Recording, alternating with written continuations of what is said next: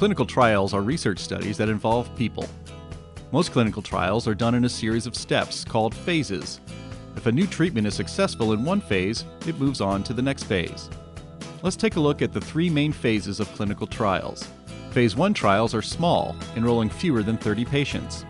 Phase 1 trials are designed to find a safe dose of the new treatment, determine how the treatment should be given, and learn how it affects the body. These patients are healthy individuals. If a safe dose is found, the new treatment goes to Phase 2 testing.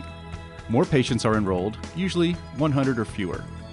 Phase 2 trials study what effects certain drugs have on patients with the conditions the drug is intended to treat. If a new treatment is found to be safe and have some benefit, it goes to Phase 3. This is where many participants are needed, usually more than 100 and sometimes thousands of patients.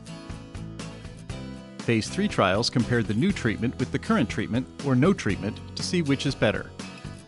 Here's the problem with this model.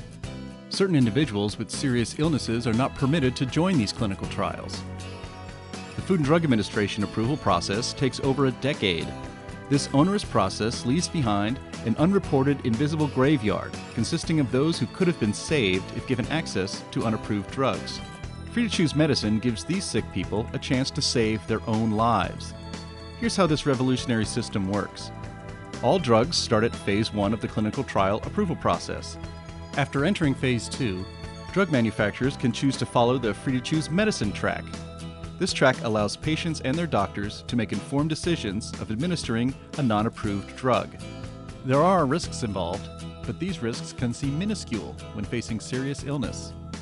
When a patient decides to take an unapproved drug, their physician observes, records, and reports relevant data to a Trade-off Evaluation Drug Database, or TED. TED provides up-to-date information on experimental drugs, helping patients and physicians make informed decisions. It takes over a decade and costs approximately $3 billion to bring a drug to the market through the FDA clinical trials process. Much of this cost is transferred to consumers through higher drug prices. The Free to Choose Medicine track greatly lowers the cost of bringing drugs to market and accomplishes this much quicker than FDA clinical trials. Simply put, Free to Choose Medicine brings patients better drugs, faster, and at a lower cost.